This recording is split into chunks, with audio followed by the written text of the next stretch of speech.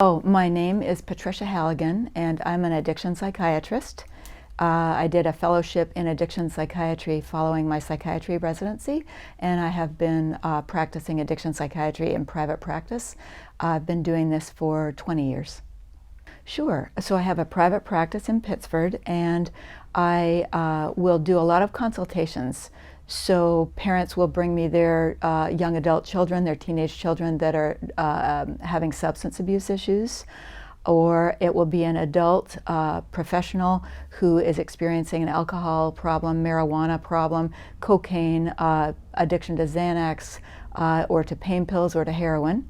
And typically they're knocking on my door after they've had a consequence. So they've had a DWI, or they've had a second marriage fail because of their substance abuse, or they've had to drop out of college, they've lost a job, or their life has become so unmanageable that their suffering is extreme and they want to do something about it. So I will help with diagnosis, referral to treatment, residential treatment, outpatient treatment.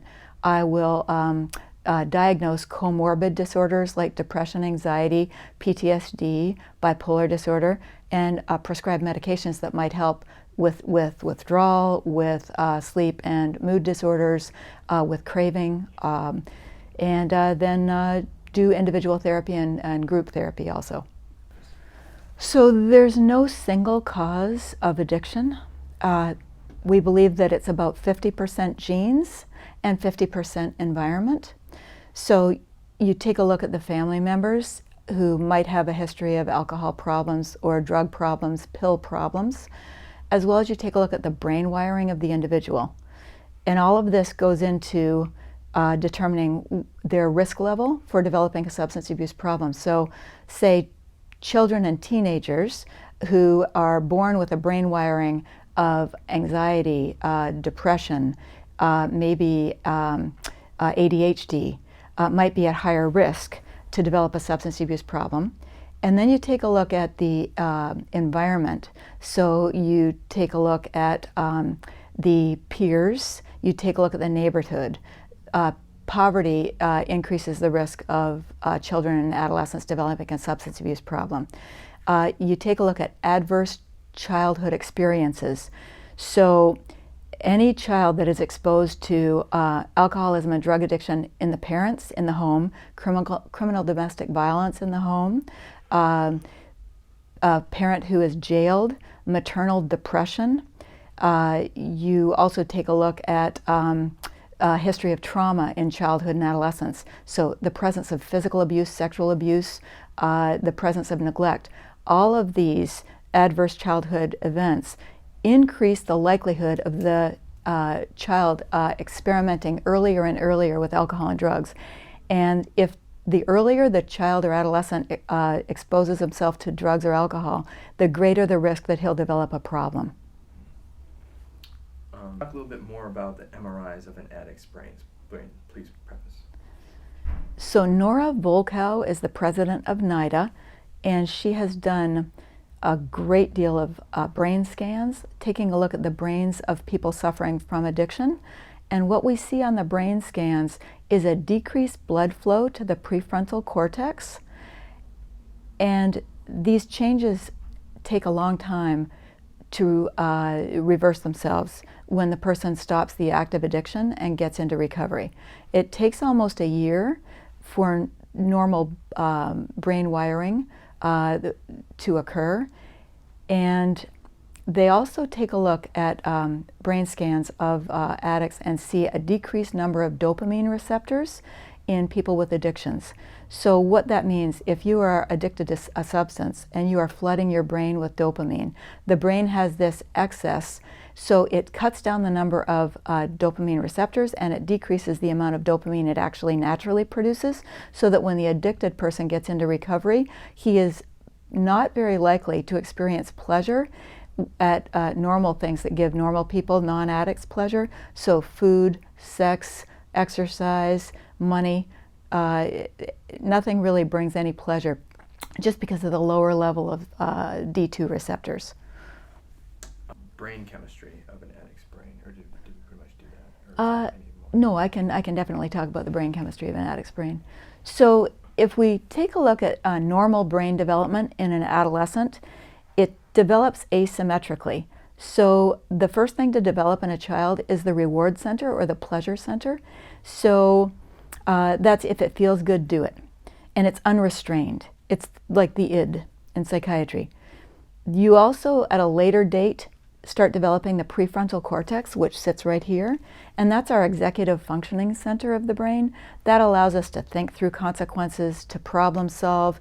That is the brakes of the brain. That lets us put some restraint on ourselves. So the reward center and this executive functioning center in the prefrontal cortex are always in dialogue with each other. But the person's prefrontal cortex isn't fully developed until the age of 24.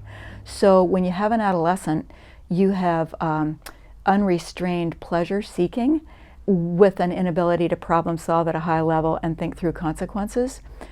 So if you get someone who develops an addiction, the addiction actually, the pleasure center takes over, hijacks that developing prefrontal cortex so that it's it's almost like you're driving a car with the pedal to the metal and no brakes.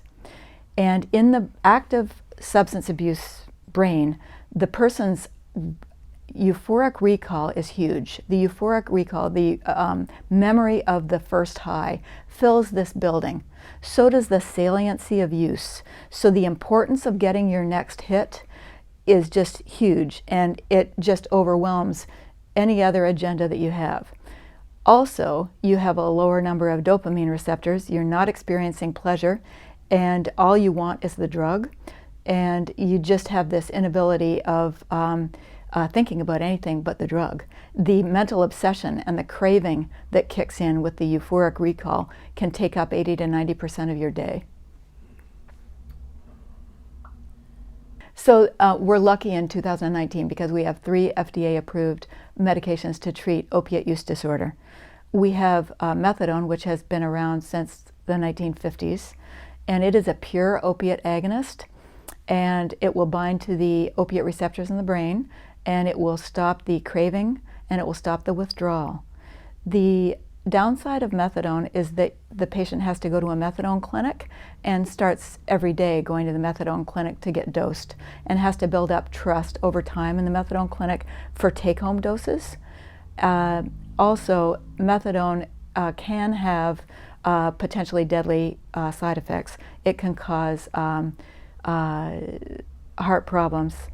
It can elongate the QTc interval in the heart, and it can cause torsade de pointe. If it can also be lethal, methadone, in an overdose if combined with alcohol or sedatives. Suboxone has been FDA approved since 2002-2003 in America.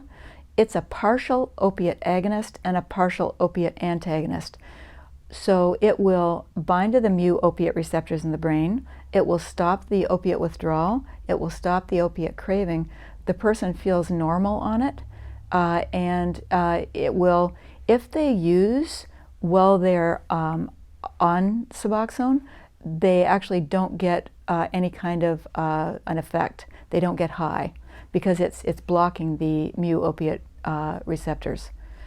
Suboxone is very safe because it has a ceiling effect. Over 32 milligrams, you don't get any more effect. So the risk of respiratory depression is extremely low, and it's got fewer deaths associated with it than methadone, fewer accidental overdoses. It's very user-friendly.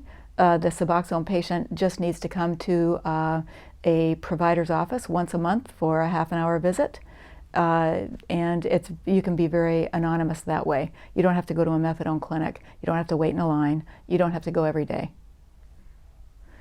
And then we also have Vivitrol, and Vivitrol is an injectable opiate antagonist. So Vivitrol is basically injectable naltrexone, and it's not, whereas methadone is a pure opiate and Suboxone is a partial opiate, the Vivitrol shot is just an opiate blocker. So it's less effective at decreasing cravings in somebody addicted to pain pills or heroin. and it has less of an effect with medicating the withdrawal symptoms also. All it basically does is it will, for 1 month, you get 1 shot every month, and you know, as an addict, if I use heroin or if I take pain pills during the next month, I won't get high. So it basically shuts the door on your knowledge or your desire to use, because if I do use, I won't get high. So it basically just takes use off the table. The downside of the Vivitrol shot is that you have to be opiate free for 7, 8, 10 days before you give the first Vivitrol shot. And that is where we lose the patients. They can't, a lot of heroin or pain pill addicted folks can't wait 7 to 10 days for that first shot, because the cravings are so extreme and the withdrawal is so horrific, they can't wait it out. The best way to give a Vivitrol shot is to put somebody in a residential treatment center and have them monitored and have them basically in a safe place with a locked door for that 7-day interval while they're waiting for the Vivitrol shot. Ways to overcome an opiate use disorder in 2019. All of the research points to the very best way to overcome an opiate use disorder is to take Suboxone or methadone. I'm going to underline that. So if you want the best way to treat an opiate use disorder in 2019, you get on a maintenance regimen of either Suboxone or methadone. The research stands behind it. Abstinence does not work. There is no research study that supports detox in opiate use disorder. So for years, all the treatment centers across the country have been preaching abstinence. AA and NA have been preaching abstinence. And abstinence kills people with opiate use disorder. That is research supported. The treatment of choice is Suboxone or methadone maintenance treatment. Do not taper it. This is, do not cut it down. Find the dose that works to cuts the cravings, makes the person the most comfortable, and stay on it. So we treat opiate use disorder as a chronic disease, like asthma, like hypertension, like diabetes. You wouldn't say to a diabetic, okay, Mr. Smith, your sugars have been great for the year that we've had you on insulin. It's time to taper you off it now. You would throw him into a diabetic coma and he'd be back in the hospital. So first and foremost, get on either Suboxone or get on methadone. But then what would I recommend to treat an opiate addiction? So I think we need to build these folks a village of support, because when they get into recovery, they've cut ties with all their losing friends, and they're dysphoric because they have a low level of D2 receptors in their brain. They have a limited ability to manage stress in early recovery for the first year.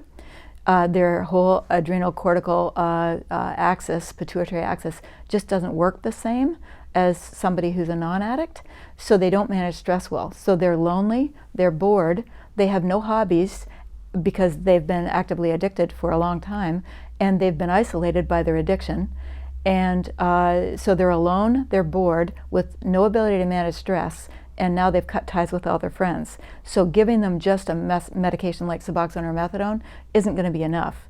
So you have to help build them a village of support, of sober support. So whether it's AA, whether it's NA, whether it's SOS, help them, whether it's a treatment facility, outpatient or residential treatment facility, where they can sit in a room with other people that they can identify with, so that the message is, hey, I'm not alone, and it cuts the shame. And so they need to learn coping skills. How do I deal with, well, first they have to figure out how to deal with all these feelings that they're having now that we've taken away their numbing. So they're going to experience feelings like sadness and anger and boredom and fear and frustration and shame and guilt. And they're going to feel emotionally as old as they were when they started using. So oftentimes I'll get people who are 30 years old who are emotionally about 14 because they started smoking weed every day when they were 14 or 15 years old. So this is a tall order to learn how to manage stress, to learn how to get a career going, to figure out how to stay sober, to make new friends, develop new hobbies. So we have to, this is where also, this is where my belief that it's in our DNA that we need people. It's in our DNA to want to connect. And because addiction is so isolating, by the time you get into recovery, you don't remember feeling good through human interaction. For years, you've been using drugs to feel good, so that you need to remember or learn for the first time that co-regulation with another human being is possible. So I need to learn that maybe being with a person and talking about my feelings or my fears or my anger or resentments actually might calm me down and make me feel better. Joining with somebody in, through an emotional connection might make me feel peaceful and might soothe me. So I need to relearn that or learn that for the first time, that maybe relationships with people might actually have more to offer me than drugs do. So I say we build them a village. First and foremost, we get them on Suboxone or methadone, and then we build them a village and treat underlying psychocomorbidity. So there's a high level of psychocomorbidity among people with addictions. So we see a high level of depression that needs to be treated, sometimes with medication like antidepressants. People with panic disorder that can be treated with non-abusable medications. People with social anxiety disorder, a history of trauma is common among people with addictions because they've been on the streets, they've been in dangerous situations, they've been had their boundaries violated.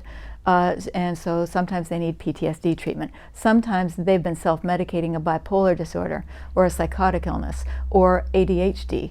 Kids with ADHD are 50% more likely to abuse alcohol and drugs in the first place, and when they get into recovery, perhaps they need treatment of the ADHD. So Suboxone, methadone, build them a village of support, sober support, get them a therapist, and treat underlying psychocomorbidity with other medication if needed. What do you think about exercise? I love exercise, and there's tons of research supporting the use of exercise in stress management, in depression, in anxiety disorders. It also gives them a structure for their day, and it makes them feel like they have a sense of mastery. And endorphins, if you can, I think it helps normalize the brain also. Someone smart once told me that the antidote to addiction is healthy relationships. A lot of the patients that I see really have an attachment disorder of childhood. When we're little, what we need, a child for healthy normal development, needs a parent, whether it's a mother or a father, who's attuned. So attunement is, I can anticipate what you need before you tell me. I'm attuned. If you look sad, I instinctively know that my child feels sad. So the child with an attuned mother or father is sitting on the steps with his head in his hands, looking at the floor with tears in his eyes, and the mom or the dad comes up, sits beside him, puts a hand on his knee, and says, "Johnny, you look really disappointed. What's going on?" So they put a feeling to, they name the child's feeling. And then the mother or the father talks to the child, is curious about the child's feelings, and through their talk, the child gets soothed, right? So the mom or dad knows what the child's feeling, anticipates what would make the child feel better, and is there consistently. A lot of the patients that I have, they had parents that were either drinking, drugging, they were absent, the parent was depressed, it was a single parent home, the parents were working too hard, so the children weren't seen, they weren't heard, they didn't feel soothed by anybody, they didn't feel comforted. So if you're a child and you're suffering, and you're sad, and you're scared, you're anxious, and you're lonely, what can make you feel better? You've got food, you've got sex. So a lot of these kids would develop an eating disorder. They would binge eat in front of a television. They would engage in compulsive masturbation, or they would feel better through pornography. And when they could get their hands on alcohol, they would start drinking. They would start smoking weed when they were 14, 15. So they learned that to feel better, to soothe themselves, to feel less anxiety and less pain and less shame, they would drink or they would drug. So in therapy, what you do when you're the therapist is you attach to the patient, and the patient learns someone's interested in my feelings, someone's interested in my thoughts, and this person's here for me every single week at the same time. Works the same way with an AA sponsor or an NA sponsor. And they begin to feel heard, valued, and connected emotionally to somebody. And for the first time in their life, they might find that they're soothed. So we need to replace the attachment figure as the drink or the drug with a real human being. So I think that's why AA and NA work. I think it's the attachment to someone real who then makes you feel seen, heard, and soothed. I'm hopeful in 2019 that if you have an opiate use disorder, you can fully recover. And I'm hopeful because of the medications that we have. I'm hopeful because we now have people that are becoming aware that Suboxone and methadone is the recommended gold standard treatment of choice for opiate use disorder. And we're developing, more practitioners are becoming certified to prescribe Suboxone. The long-term effects? The research with Suboxone suggests that the longer you stay on Suboxone, the better the outcome. The longer the abstinence, the fewer the relapses, and the long-term prognosis continues to increase. What would you say to some police practice? Okay, you bet. What would I say to a person suffering from an opiate use disorder? I would say, have hope. This is a brain disease, but it is treatable.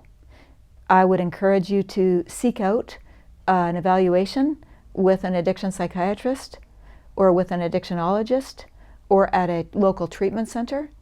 And I would encourage you to get on Suboxone or methadone as soon as you possibly can. I would encourage a treatment program where you are engaged in groups. I would encourage you to go to AA or NA or SOS. I would tell you that the way to do this is one day at a time. And all it takes is don't use drugs one day at a time. Take your Suboxone or take your methadone. If there are underlying problems of depression, anxiety, PTSD, sleep disturbances, ADHD, talk to a psychiatrist, and if you need medication for those, put that on board. And I would say the way to rewire your brain is to take a good year and be off all addictive substances. No alcohol, no marijuana, no Xanax, nothing that's abusable or addictive.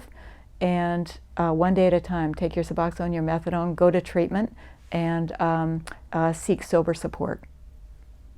If I had to talk to the mother or father of a heroin addict or a person addicted to pain pills, I would say this is a brain disease and it is treatable, and it's very hopeful in 2019 because we have Suboxone, we have methadone, and we have Vivitrol shots. I would tell them that their executive functioning center of their brain isn't functioning, it isn't lighting up on a brain scan, so you can become their executive functioning center, help them call the treatment centers and make appointments for an evaluation, help them find a psychiatrist or a provider that will prescribe Suboxone, help them find an AA meeting or an NA meeting or an SOS meeting that they will identify with. If this person needs to find a therapist in addition to their treatment program, help this person find a therapy practitioner and drive them to their appointments. And what I would say to the parent of someone suffering from an addiction is, if you yourself suffer from a substance use problem, clean up your own side of the street, get your own house in order. I would get yourself into recovery. I would go to Al-Anon, I would go to Nar-Anon, and learn the difference between enabling and being helpful. And what I would also say to a parent who says they have to want it in order to get better, that's not true. They don't have to want it. Right now, if they're addicted to heroin, they're in the clutches of their brain disease. And you have a lot of leverage, especially if your heroin-addicted child is living in your house. Don't be afraid to use that leverage. Seek professional help. So the family should be working with people to help them leverage use of cell phone, use of car, spending money, And don't be afraid to use the leverage to catapult them into treatment. And if you want to, hire an interventionist. Marchman, Yeah. Marchman Act, Yep. or Casey's Law. Yep. I would stand behind the Marchman Act or Casey's Law. If I were the parent of a heroin addict, I would do whatever it took to get the heroin addict into a treatment center. I would pay whatever it took to get him into a residential treatment center long term.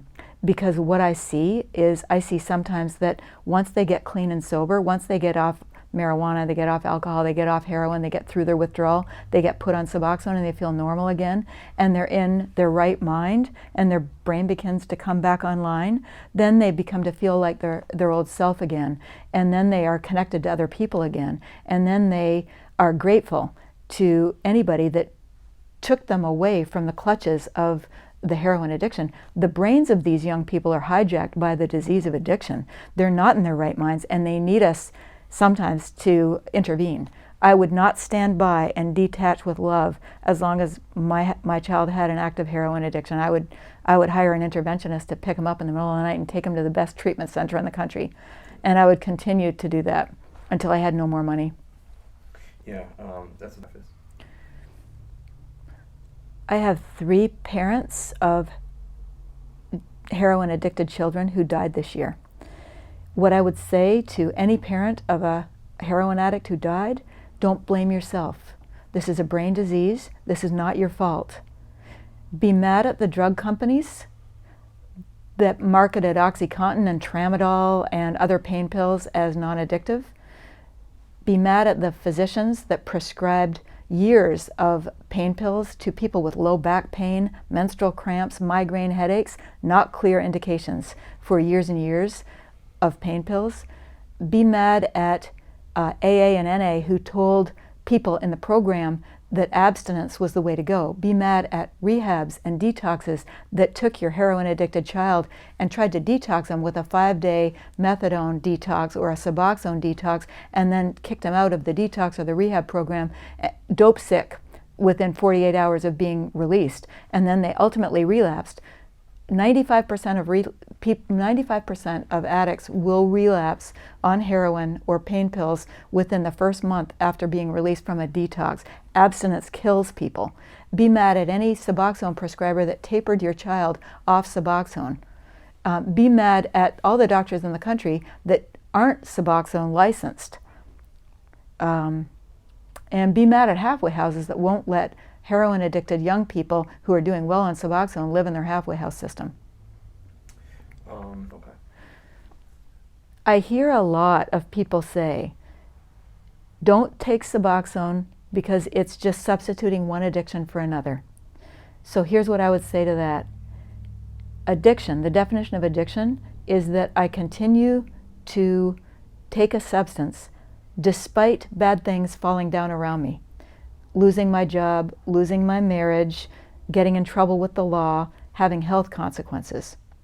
So if I take a look at the consequences of taking Suboxone every day, I can feel normal inside, my marriage works, I'm a better parent to my children, I feel good about myself, I show up at work every day, I do a great job, I'm not in trouble with the law, I pay my taxes, I don't die, right?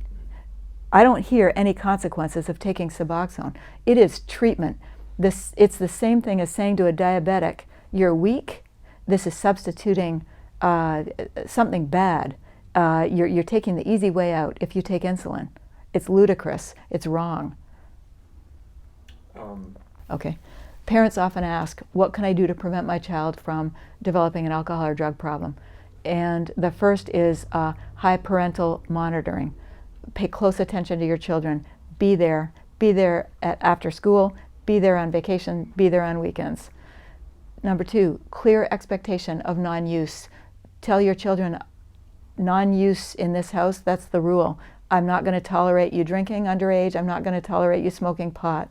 It's not helpful to tell your children, I know you're going to experiment with weed, I experiment with weed, everybody experiments with weed. The marijuana of today, the potency is just through the roof. It hurts the structure and the function of our teenage brains. So clear expectation of non-use in my home. This is my home. You're in my house for 18 years. I'm not going to tolerate it. If the parents are clean and sober themselves, it actually protects the kids.